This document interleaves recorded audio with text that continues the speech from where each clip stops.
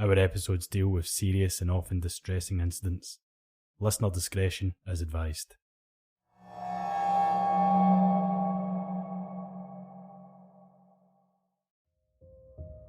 Give it back.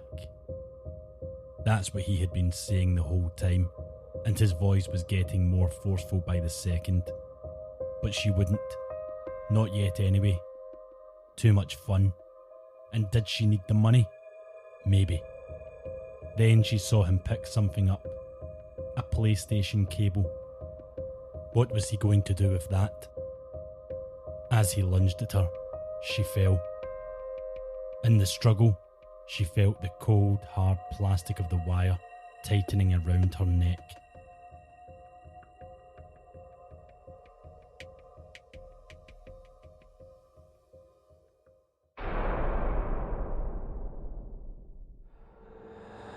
I'm Jess, and this is Skinwalker.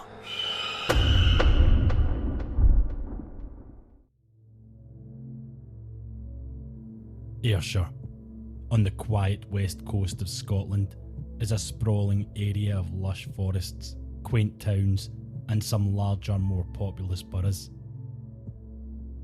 Among its many residences, some have played home to figures such as Tom Hunter, Scotland's richest man, Bill Shankly, the famous manager of Liverpool FC, and Sir Alexander Fleming, the inventor of wonder drug penicillin.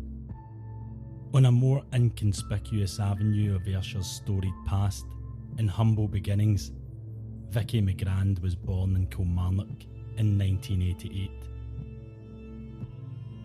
Her parents, Margaret and Ewan, were both typical working class parents from Kilmarnock. They were town people, friendly, humble, and relatively easygoing. They argued, like all couples do, and eventually they began to argue over Vikki. She had been a happy child, but as she emerged into her early teens, she had become rather troubled. As to what brought on the change, she never gave much intimation, but by the age of 14, Vikki was regularly running away from home and involved in petty non-violent crime.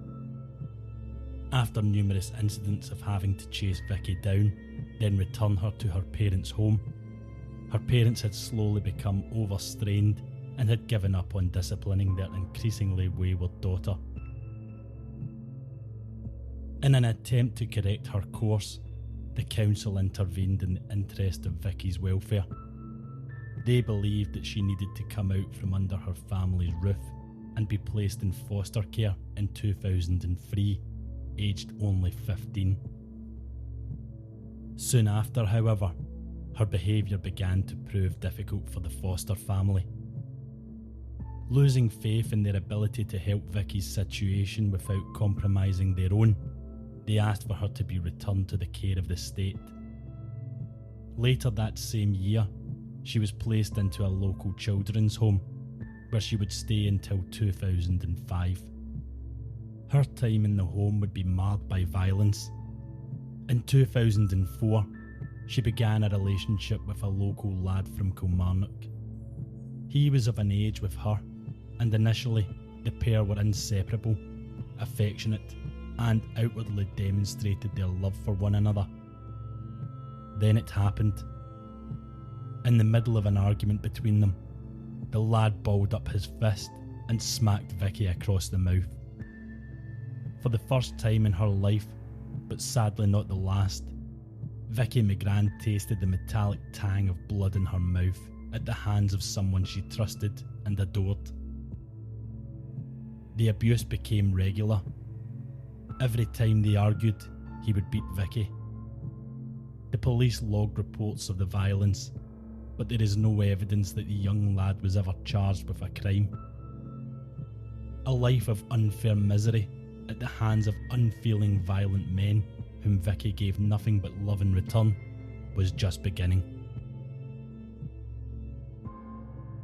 Given her turbulent upbringing, lack of guidance, and trouble adjusting to a normal life, there was a legal statutory supervision order placed on Vikki, which imposed a duty on the council to keep track of her and assist her in day-to-day life. This was in tandem with her youth justice programme, which aimed to repurpose her from repeated youth offending into normal society. Vikki had made significant progress during her time on the course, which led to her discharge from its requirements in 2005 when she was 16 years old. Around this time, she had again gotten into a romantic relationship. This time her beau was an older lad. Once again, he was a partner who would commit violence against her. On 4 separate occasions during their short and turbulent relationship, her then partner's abuse resulted in Strathclyde police attending their residence. Every time again, Vikki would defend her partner. Despite graduating from the youth justice programme, Vikki still fell within the provisions of her council supervision order. As such, when she left her tenancy in the children's home, she was supported by the local council to make the transition into living by herself. She moved out at the first available opportunity in mid-2005. However, she was relatively ill-adjusted for sole tenancy living, and by early 2007, she agreed with those around her that life was too tough on her own and gave up her council flat.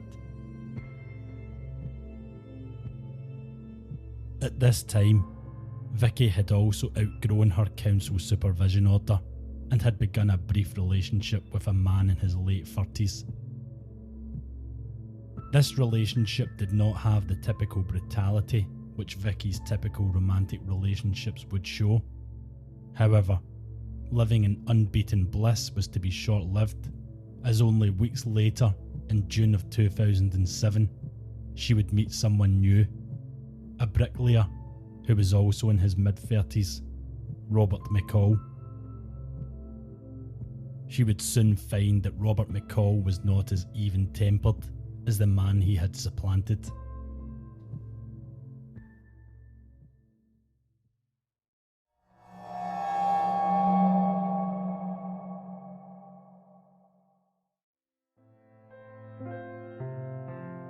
The pair hit it off immediately. Within hours of meeting, they had declared themselves boyfriend and girlfriend. Over pints in pubs and vodka in houses, they whispered their love for one another in each other's ears and told anyone who would listen they were made for one another. Within weeks, they were steadfast as any couple could be and had set in motion plans to move in together. Initially, they stayed in McCall's small council flat, seeing the small space a small price to pay for the others' round-the-clock company. Their domestic life together was not, however, idyllic. Vikki and Robert both had their own problems. They had both suffered traumatic life experiences and struggled to open up about their emotions in a meaningful way, without the situation devolving into something close to a fight. The rage that this left in Robert McCall meant that it wasn't long before the slippery slope which dogged so many of Vikki's romantic attachments began to take hold. Robert and Vikki would drink themselves insensible, and rather than declaring their love for one another for all to hear, they would now have arguments which would shake the walls. Vikki wasn't entirely blameless in the couple's issues, but she always came off worse when things got heated. Sometimes when they were arguing, it would be the pair both gradually getting louder, then something off their furniture broken by Robert. Soon, it was grabbing and pushing. Eventually, it was physical beatings.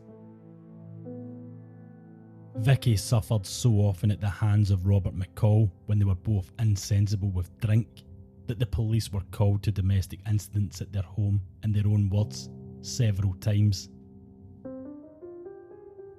The police reports blamed the pair's arguments on their persistent alcohol abuse.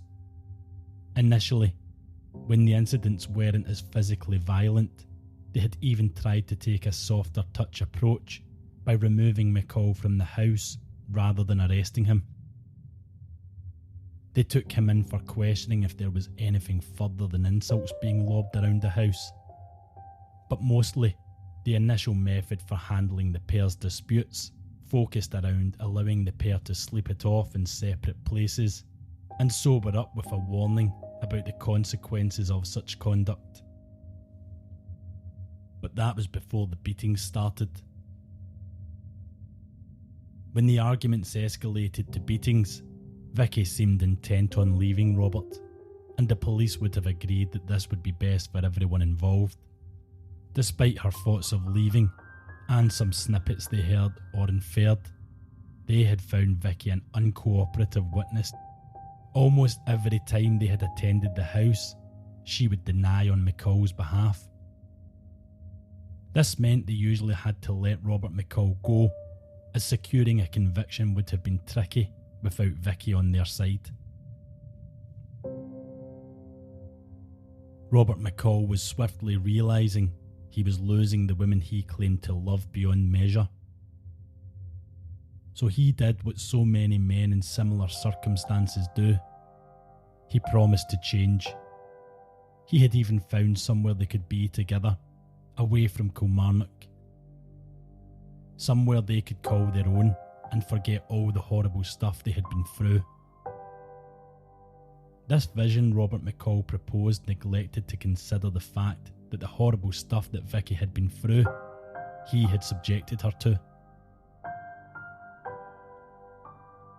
Nonetheless, Vikki was convinced. She gave him another chance.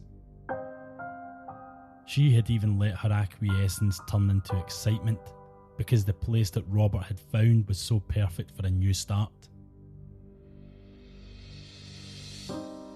Set in the former county hotel building, overlooking the luscious green of the Ayr outdoor bowling club, and in touching distance of the yellow sandstone of Ayr Sheriff Court, 15F Wellington Square in Ayr was a scenic spot to rekindle their romance. They finally got the keys in June of 2008, just over a year into their relationship. The flat was let to them by the council. The white facade had yellowed a little with the sea breeze and rain lashing in from Ayr's coastal position, but it was near the town centre, and realistically, the pair knew the house was as good as you were going to get from the council. They also had an acquaintance in the area, so the move made sense. Robert had a half-brother called Gavin Boyd. He was a fair bit older than Robert, but they had been close when they were younger.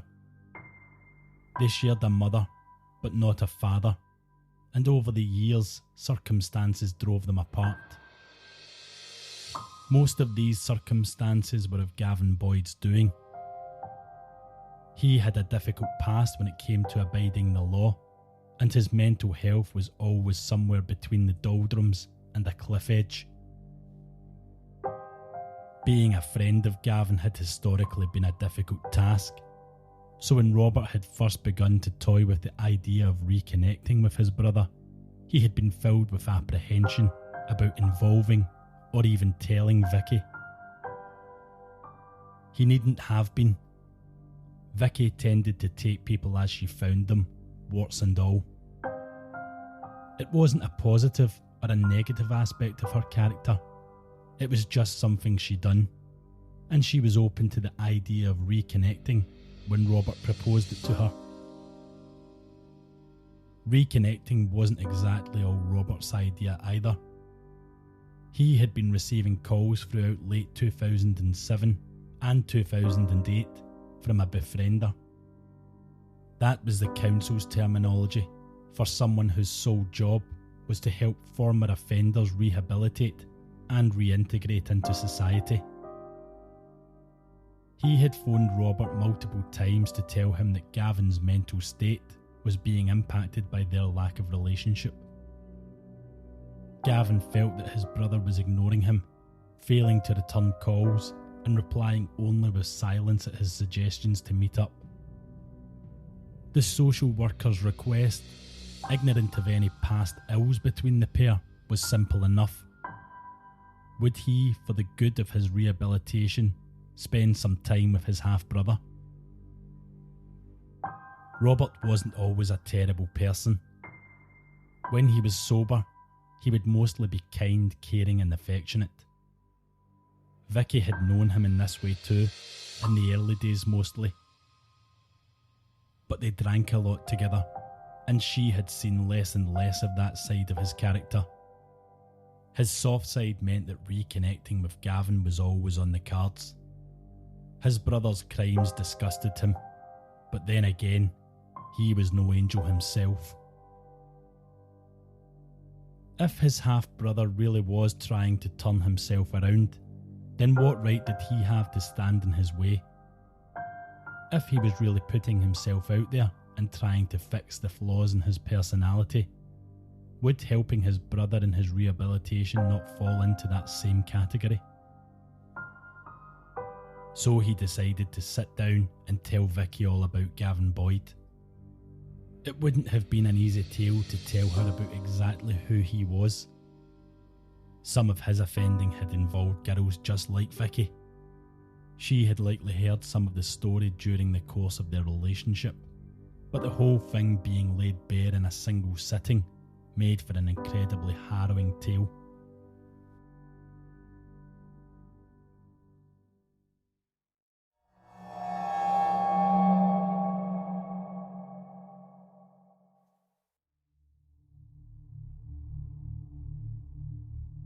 To start any story, Robert reasoned, was at the start. So Vikki was told Robert was currently nearing 50, having been born in 1959. He was Robert's half-brother, having been born to the same mother in 1959. He was a mountain of a man, being 18 stone in weight and tall, but he was closer in attitude to someone much younger. The fact that when he was only 3, his father had abandoned him may have contributed to this. The sense of loss and longing, allied to a less than forgiving home life, had left him with severe personality and psychological issues. He was subject to abuse and neglect of a violent and sexual nature throughout his youth. This manifested in his behaviour, rebelling against any form of authority in his life. He had first appeared in court when he was only 8 years old, charged with 2 unknown offences. He progressed on to both violent and non-violent crimes in his teens. However, he was proven not to have capacity due to his mental illness and served his terms in Carstairs Hospital throughout his late teens and into his early 20s. When he was released, the system deemed him safe for reintegration, but that wasn't the truth of the matter. In fact, the worst of his offending was yet to come. How much of the entire story which follows Robert McCall knew himself or was able to inform Vikki of is hard to tell. He had known his brother mostly in his youth and likely knew the broad overview of his life story, but a lot of the details were protected by government agencies until 2012. However, since their release, today's world knows them, and it doesn't paint a pretty picture of Gavin Boyd. Boyd struggled to hold down jobs, given his criminal record and his easily noticeable personality flaws. He mostly floated around odd jobs and terms in incarceration or hospitalisation. Eventually, he found some degree of stability when he began work as a gardener when he was nearing his 40s. One of his clients was a local family. They were just a typical family with a 19-year-old daughter.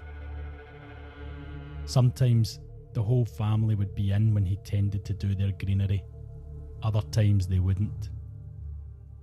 Sometimes the girl would be in herself and just leave him to his work. But Gavin Boyd struggled to focus on his work when the family weren't around. He was fixated by her. One day, when Gavin Boyd showed up to the family home, he noticed that the girl was alone in the house. The parents were out, and this meant opportunity. Rather than set to tending the grass or the shrubbery, he instead opened the unlocked door to the family home. He entered her room brandishing a knife.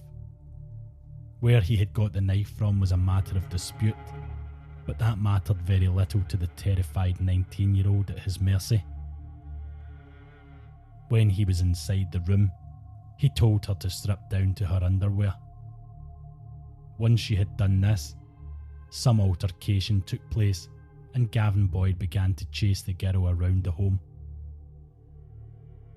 The house itself was relatively secluded in the countryside.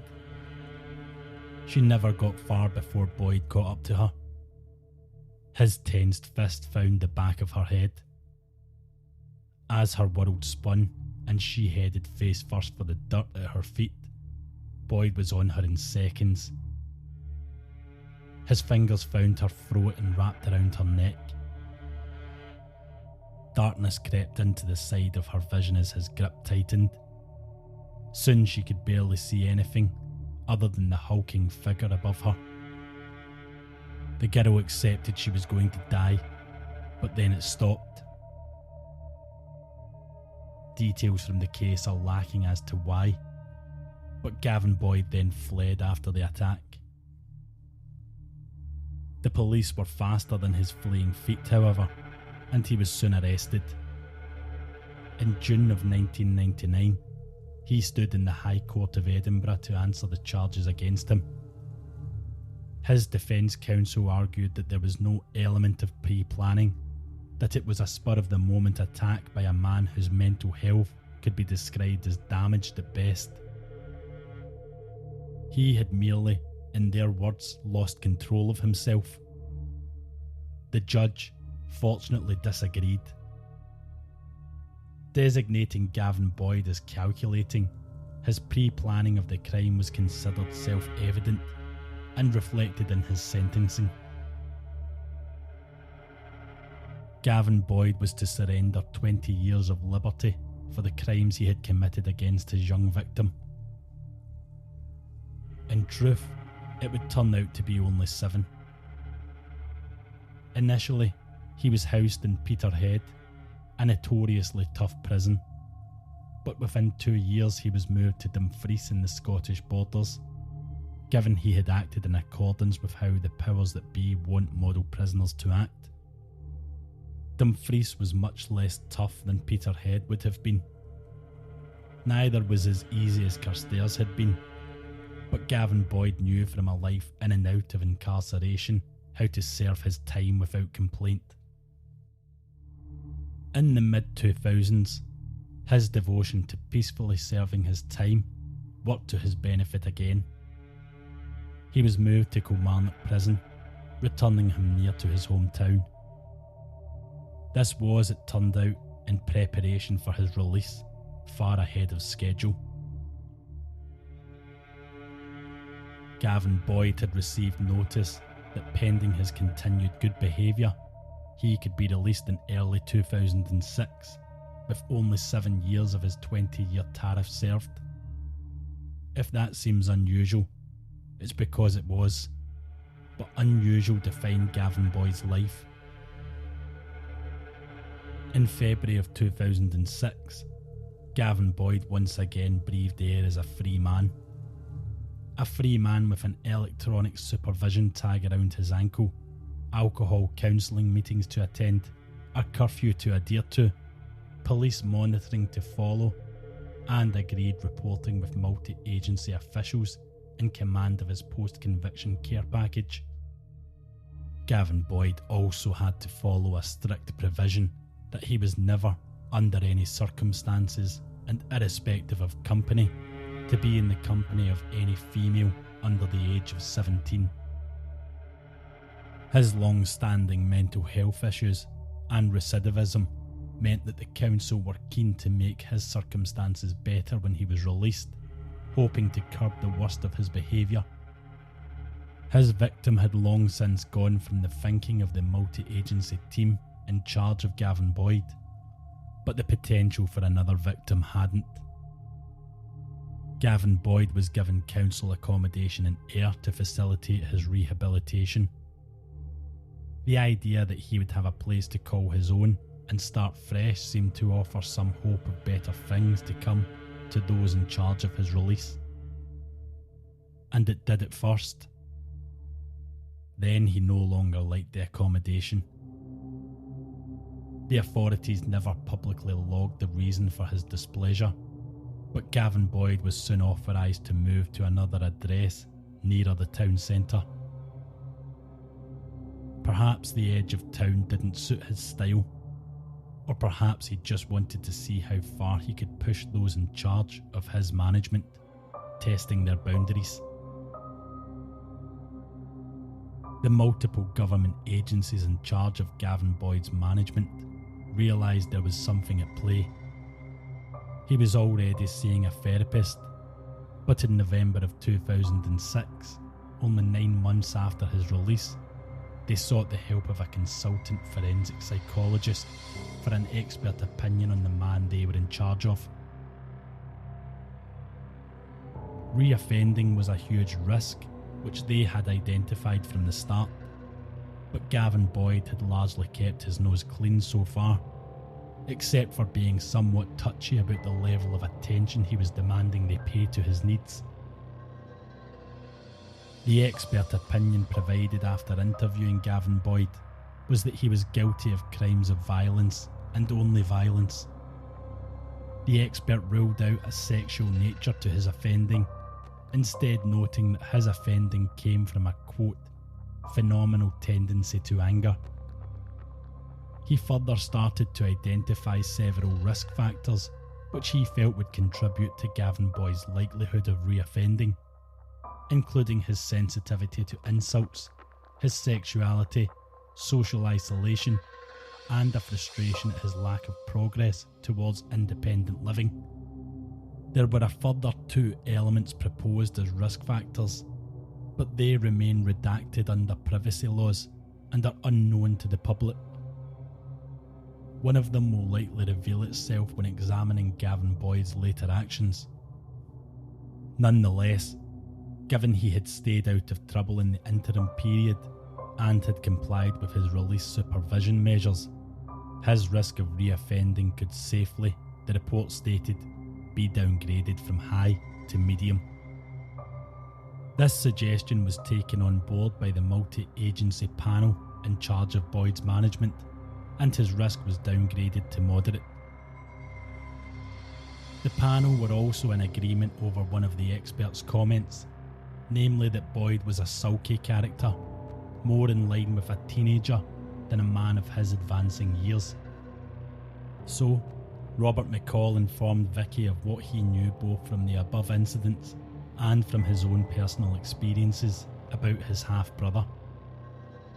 When Vikki agreed she would help him re-establish a relationship, he had one final word of warning for his partner: don't spend too much time around him. The less time around him, the better, as far as he was concerned. When they met up with him, they didn't find him unpleasant at all. They actually got on rather well. He spent some time at their home, and them at his. They would drink together, which was not listed as having been reported to the agencies in charge of Gavin Boyd's post-release management plan. Boyd also showed them some of the stuff his council-appointed befriender, a man named Jonathan Borland, had arranged on his behalf. He had a computer and a digital camera, which he had been provided free of charge to help him in his rehabilitation. How providing this would rehabilitate him was never stated, but provided it was. Things soured in the run-up to the pair moving to Ayr. One of the reasons Robert McCall would get angry when he was drunk was he believed that his half-brother had less than noble intentions towards his girlfriend. Vikki, he thought too, played along with it. The pair would go for day drinks together, and he would find that she was in his house, or he in theirs, without him knowing. This was despite the warning that he had given Vikki before they had first met with Gavin Boyd. Gavin Boyd did not have less than noble intentions for Vikki, at least in the way that Robert McCall thought. When Vikki heard about the digital camera, she had solicited Gavin Boyd's help to take lewd photos of her in various outfits and states of undress to send into magazines and earn some easy cash. During one of their photo shoots, or perhaps over one of their daytime drinking sessions, Gavin Boyd left Vikki with a revelation. He too liked to play dress up. He had a drag alter ego called Joyce, and he had various outfits and costumes for his role playing. Vikki, in her typical fashion, was supportive. This wasn't the only significant disclosure Gavin Boyd had made around this time either. In May of 2008, he had ventured a little of the story surrounding his burgeoning relationship with his half-brother and his girlfriend. As the clinical psychologist reclined in his high-backed seat, he made one small note in respect of what he had been told. Quote, "Risky situation, 5 out of 10. Presumably a score of the risk he envisaged the situation presented. Whether Boyd told his psychologist anything further about the pair remains a mystery, as the focus in the notes of his sessions began to revolve around his diminishing mood and recurring depression, and the pair never received a further mention. This recurring depression was dominating his life. As part of his post-release management, Strathclyde police made wellness visits to the home of Boyd. By August of 2008, his remarks on his situation had taken on a much more sombre tone than those from near 50 previous visits the police had made to his residence. When there, he informed them that he was feeling low and depressed, and he had been accessing a helpline, running up a bill of £600. The helpline was later identified by a national newspaper as a phone sex line. He had also expressed at length his displeasure about the fact his electronic monitoring tag was not being removed. He went on to say with this level of monitoring, his life was not worth living. Faced with the possibility that Boyd may have been having suicidal thoughts, the officer attending was duty-bound to speak with him at length. After the conversation, the officer decided that it was an off-the-cuff remark rather than a threat, and Gavin Boyd presented no immediate risk of suicide. The officer left, and Boyd was left alone in his flat. Vikki too was suffering, given that Robert had turned violent again. Soon after moving into 15F Wellington Square, it had turned from the house of their dreams to a nightmare. During one particularly violent episode, spurred on by his discovery of the revealing photos of his partner within Gavin Boyd's flat, Robert beat Vikki senseless. The police arrested him, and Vikki finally agreed to help them press charges. When he appeared at Ayr Sheriff Court, within touching distance of their own home, he agreed to abide by his bail conditions, which included not being in the company of or making contact with Vikki McGrand. However, on Sunday, August 24, the police attended their house to a report of a domestic disturbance. Both Robert McCall and Vikki McGrand were together. It wasn't the first time they had been spotted in breach of the bail conditions, and this time the police were serious in how they dealt with them. Both of them were removed to custody. Vikki was released the following morning, but given Robert McCall was in repeated breach of his bail conditions, he was once more brought before Ayr Sheriff Court, and there it was decided he would be remanded in custody. Vikki had made contact with Robert on Tuesday of August 26, saying she couldn't live without him and that she needed money. He informed her to make contact with Gavin Boyd, who would be able to lend her some money until he was released from custody.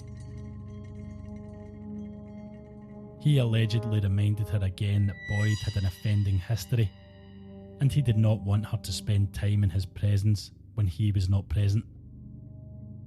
How this was to work in light of him giving her money was not explained to Vikki.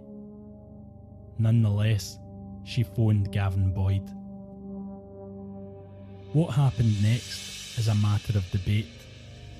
What is known is the pair met in a Wetherspoon's pub in Ayr on the evening of August 26.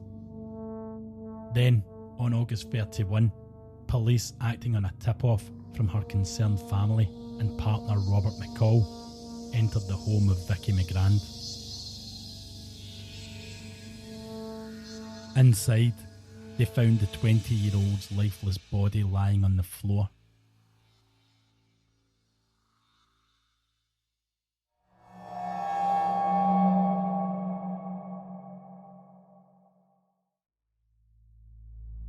In the aftermath of their meeting on August 26, Gavin Boyd took a taxi to Kilmarnock. Then, he had travelled on to Glasgow and tried to make his way to Cumbria via Lockerbie, where he even stopped in at a retreat for Tibetan monks. On Tuesday, September 2, when he finally returned to Ayr, his half-sister Marilyn informed him that Vikki McGrand had been discovered dead in her flat. He seemed, in her words, surprised by the news. The police had been investigating while Boyd had been travelling. They had come up with some preliminary findings after discovering the body in the flat. Their main discovery was that Vikki had been a victim of foul play. She had not killed herself. She had been murdered by asphyxia within her flat.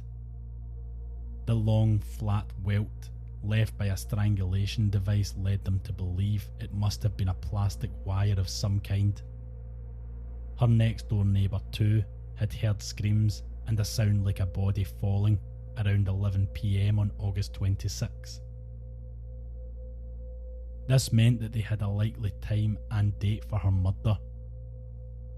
This evidence was likely supported by the forensics on her decomposition at the time of her discovery. Another factor which propped this up was that Vikki's dad, Ewan, went and chapped the door of the flat on August 27, but getting no response, eventually grew impatient and left. All of these pieces of evidence left a rather short window of time for the murder to have taken place. Gavin Boyd's reappearance on the scene interested the investigators. They knew he had seen Vikki on the night of the 26th, and his journey down to England might have been nothing, but it looked suspicious. When Boyd was first taken in for questioning, he initially stated that he had met with Vikki on the night in question at Wetherspoon's. They had then parted company, and he went down to the seafront by himself to consume a bottle of vodka and watch the sunset. He fell asleep, and when he awoke, he packed a bag and made for Cumbria. His reasons for going to Cumbria were not publicly stated, probably because they were to try and avoid detection for the murder of Vikki McGrand. Eventually, he wilted. When he realised the net was closing in, he changed his story. He admitted he had murdered Vikki, which was no surprise to anyone involved in the investigation. What did surprise them was his rationale. Gavin Boyd launched into a lengthy discussion of the night in question and what led to Vikki's murder. He stated they had started out drinking in the Wetherspoons, then they went back to Vicki's flat. Once there, she had drunkenly started taunting him, because while he had been taking photos and videos of Vikki to help her make some money, she had been taking some videos of him too. Although not as him, he elaborated, but as Joyce, his drag alter ego. 18 stone, in a tiny dress and silver tiara. He didn't want anyone to know about it bar the two of them. But Vikki had made a copy of one of the videos and burned it to a DVD. A DVD she had been threatening to release if he did not pay her £3,000 to fund her alcohol habit and help with her current money crisis. When he demanded the DVD be returned with no payment, things got ugly. He said he'd just lost it, grabbed her and threw her to the ground. Then he grabbed a cable for the PlayStation console in the room and wrapped it around her neck. Before he knew it, she was dead. So he left her where she lay and took off. The police believed the broad strokes of the story, but they didn't buy everything that Gavin Boyd had to say. There was no evidence that Vikki was blackmailing him, and if she had mentioned money, there was no evidence that she was set to carry out what Boyd accused her of threatening to do. Nonetheless, they proceeded to trial on charges of murder and attempting to defeat the ends of justice. They felt safe in the knowledge that Gavin Boyd had, through his testimony, fashioned them a noose for them to hang him with. And they were right. His trial never took long. After the reading of the evidence, it took a jury of his peers only 2 hours to find him guilty on both charges. Lord Turnbull, presiding, captured the mood of the room when he stated that, quote, "There is an evil within you that cannot be controlled." This mirrored the expert witness statement from psychiatrists who described him as having a potentially psychopathic personality. He followed up by setting a minimum recommended term of 20 years. 1 year for each of those lived by Vikki McGrand.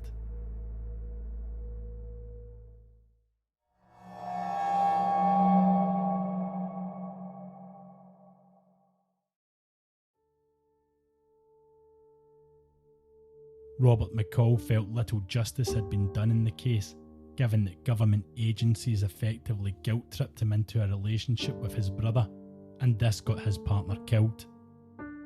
He was right about injustice on 2 counts, because the befriender Jonathan Borland had definitely exerted pressure on him to befriend Gavin Boyd, but also with the sole witness testimony for his assault of Vikki McGrand being Vikki McGrand herself. The Procurator Fiscal had to drop the charges from June of 2008 against him after her death. Vicki's parents, Ewan and Margaret, felt there had been an injustice too. How had a man of Gavin Boyd's nature been allowed to commit yet another serious offence under the noses of so many government agencies? Local MSP, Willie Coffey, had been vocal at the front of the campaign dedicated to getting the McGrand family answers. Willie Coffey said it neatly when he stated, quote, "When something goes seriously wrong with the supervision of a prisoner under licence, there is a clear public interest in knowing what went wrong and what will be done to prevent a similar tragedy in future." To that end, a report was published in 2011, of which only part was made available for public consumption. The report looked into some areas of the council's handling of Gavin Boyd post-release for his 1999 conviction. The council determined there had been no wrongdoing on their part, and Boyd had been handled in line with expectations. If this sounds somewhat like an invested group sitting around declaring that none of them were in the wrong, that's because essentially that's what it was. That's the way the McGrand family felt too, but the council never went any further. They just released the report and hoped that another Gavin Boyd would never arrive in their district. Unfortunately, for real people in the real world, consequences of others' actions are much more permanent. Margaret carried the memory of Vikki with her until her death in a local hospital, aged only 51, in June of 2015. Her memorial column in the local paper made reference to her love for her two children, Laura and the late Vikki. Robert McCall faded from the pages of local history not long after, with a promise to sue the local Procurator Fiscal's office for detaining him for breach of bail when Vikki went to meet with Gavin Boyd. Boyd himself is still pushing boundaries. Despite not holding the religious beliefs, Gavin Boyd declared himself an adherent of Judaism in prison to enable him to receive kosher food. The kosher food is prepared externally at a much greater expense than the in-house prison food service. His lack of empathy throughout his life can be related back to a single moment. When he received his minimum term of 20 years, he stated, "I thought I would have gotten more."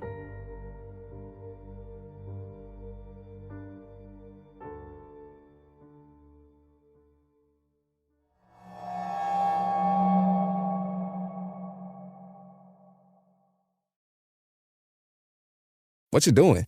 Designing my new 2021 Nissan Kicks online in the Kicks Color Studio. I give each a special name. This one's electric blue, orange, red, white. I call it the gumball machine. You think it's me? I feel like you're more of a red velvet guy. Limitless possibilities. With over 100 million available color combinations and Bose Personal Plus system in the boldly new 2021 Nissan Kicks. Bose is the registered trademark of the Bose Corporation. Color combinations include interior and exterior colors. Customization is an available feature subject to availability at participating Nissan dealers. See dealer for details.